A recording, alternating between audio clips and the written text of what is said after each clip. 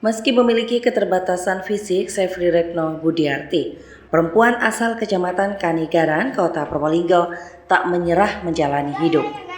Kakinya lumpuh setelah mengalami kecelakaan.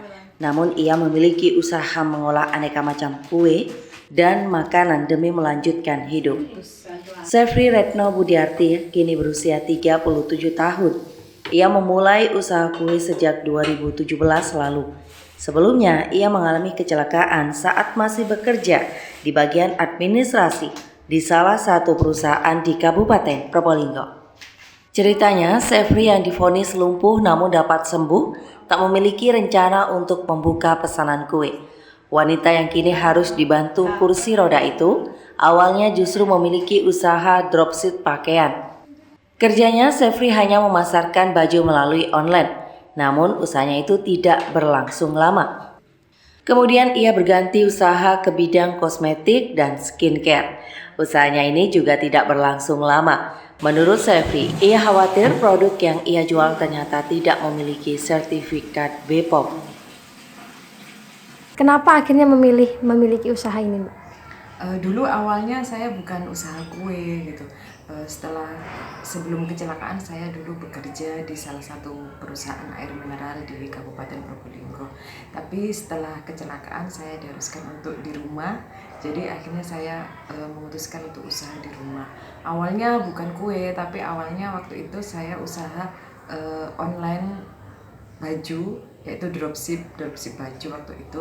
Tapi ada beberapa kendala, ada beberapa komplain dari customer. Jadi akhirnya kan karena kalau baju dropship itu kita nggak tahu ya bajunya seperti apa gitu. Akhirnya saya berhenti pada waktu itu. Terus setelah usaha baju, saya coba usaha obat-obatan atau kosmetik. Waktu itu lagi booming kosmetik dari Korea gitu ya, dari luar negeri. Cuman karena memang ada beberapa kosmetik atau obat-obatan dari Korea itu tidak ber-BPOM gitu. Jadi saya yang jadi penjualnya juga ragu-ragu. Akhirnya saya berhenti lagi di situ. Setelah berganti-ganti usaha, Sefri akhirnya memutuskan untuk mengolah kue. Namun ia tak menyangka bisa sampai sebesar sekarang.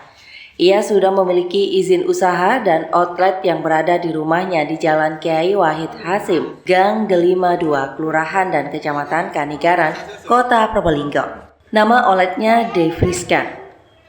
Sefri merasa dirinya tidak bisa mengolah atau membuat kue, namun ia tetap mencobanya. Awal belajar, ia mencoba membuat kue brownies. Sembari melihat resep dan langsung praktek, ternyata ia berhasil membuatnya. Dari situlah tumbuh kemauan dan semangat Sefri membangun usaha pesanan kue.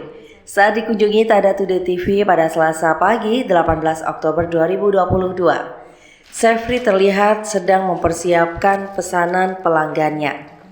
Tak hanya aneka kue seperti brownies, kue tart, dan kue basah, Sefri juga menerima pesanan snack box, nasi kotak, puding, dan juga nasi tumpeng. Perempuan itu sebenarnya bisa menerima pesanan aneka makanan. Menurut Sefri, ia menerima pesanan sekaligus mempelajari hal-hal baru. Sefri mempelajari cara mengolah kue sebulan lamanya. Sefri melihat video-video praktek di internet, membaca resep kemudian mempraktekkannya langsung. Ia juga mulai bergabung dengan grup para pembuat kue yang membantu dirinya menambah ilmu tentang pengolahan makanan. Kini kuenya sudah terjual meluas di Probolinggo. Pelanggan biasanya melalui Facebook, Instagram, dan WhatsApp. Sefri masih menerima pesanan di dalam Probolinggo saja. Ia tak berani mengambil pelanggan dari luar kota, sebab makanan itu tidak tahan lama atau cepat basi. Nggak tahu kenapa saya punya ide untuk membuat brownies waktu itu. Karena memang awalnya saya bukan suka membuat kue, di rumah juga belum ada yang bisa bikin kue. Akhirnya saya coba untuk buat brownies. Sekali nyoba lihat resep, alhamdulillah kok berhasil gitu. Jadi awalnya saya membuat brownies, akhirnya hanya brownies waktu itu yang saya jual. Brownies potong, brownies dikasih topping coklat dan lain-lain gitu. Akhirnya setelah saya pikir kok brownies gini-gini aja ya, bosen mungkin ya. Akhirnya saya coba apa lagi ya yang bisa dibikin dari brownies. Akhirnya saya coba bikin kue tart, kue ulang tahun yang basicnya juga sama dari brownies gitu. Akhirnya saya belajar belajar menghias kue tar, belajarnya dari YouTube dan grup-grup di Facebook. Jadi belajarnya otodidak. Tapi lama-lama alhamdulillah ada aja yang nanya, Mbak bisa bikin kue ini, kue itu, kue basah ini, kue basah itu. Akhirnya saya belajar terus, belajar lagi untuk membuat kue-kue basah untuk snack box gitu. Nah setelah bikin snack box ada aja lagi yang nanya, Mbak bisa bikin nasi kotak gitu. Akhirnya belajar lagi, jadi otodidak belajar, terus akhirnya merambah ke nasi kotak. Terus ada lagi yang nanya tumpeng, akhirnya belajar lagi tumpeng. Dan ada juga puding seperti itu.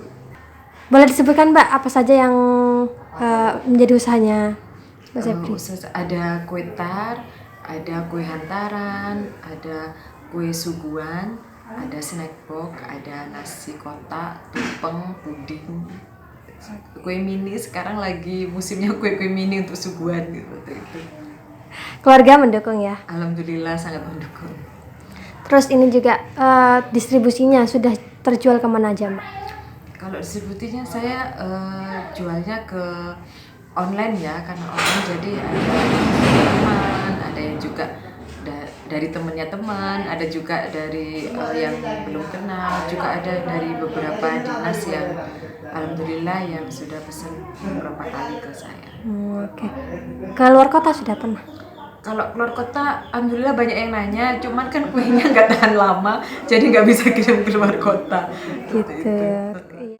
Sepri bisa menghabiskan waktu berjam-jam hanya untuk membuat kue. Dapurnya ia gambarkan sebagai medan bertarung.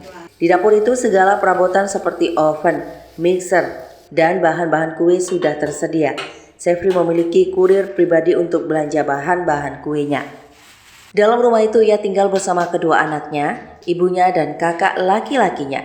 Ia juga dibantu oleh seorang PRT untuk membantu kerja-kerja di dapur. Sedangkan untuk usahanya bagi Sepri ia masih mampu melakoninya sendiri. Namun jika pesanan sudah membludak, ia akan memanggil tetangganya untuk membantu. Setiap hari pasti ada yang memesan olahan Sepri. Bahkan ia pernah sampai melimpahkan pesanan ke rekanannya karena sudah tidak mampu. Setiap bulannya ia mendapat penghasilan sekitar 4 hingga 8 juta rupiah. Sepri bisa menghasilkan uang untuk membiayai dirinya dan keluarga kecilnya. Namun tak ubahnya usaha lain, ia juga mengalami dan menghadapi kesulitan. Keterbatasan fisik yang dimiliki Sepri ternyata menghalangi Sepri untuk berpergian. Alhasil ia tidak memiliki relasi yang cukup banyak. Sedangkan untuk menjadi pengusaha, jaringan adalah salah satu investasi yang harus dimiliki oleh pengusaha. Sebab itu, Sepri kesulitan memasarkan produknya karena sedikitnya relasi yang ia miliki. Namun itu tak membuat Sepri pantang menyerah. Ia terus berusaha mencari relasi dan berkumpul dengan teman-temannya dan sekali-sekali mempromosikan usahanya. Sepri berharap usahanya ini bisa terus lancar dan bisa dikenal oleh masyarakat luas. Susahnya di apa sih Mbak menjalankan usaha ini? Susahnya itu di pemasaran ya, karena memang pemasaran sama bukan persaingan sih sebenarnya, kan banyak juga teman-teman yang usahanya sama gitu. Terus kalau pemasaran kan sebenarnya kan lebih banyak kalau networknya kita kan besar gitu, luas gitu ya. Cuman kan karena saya seringnya di rumah, jadi kan jaringan teman ke teman itu juga agak susah gitu. Jadinya ya adalah yang beberapa di luar teman gitu, tapi ada juga yang teman, alhamdulillah teman promosikan ke temannya seperti itu. Laporan Alfi Wardah, Tada Today TV, Probolinggo.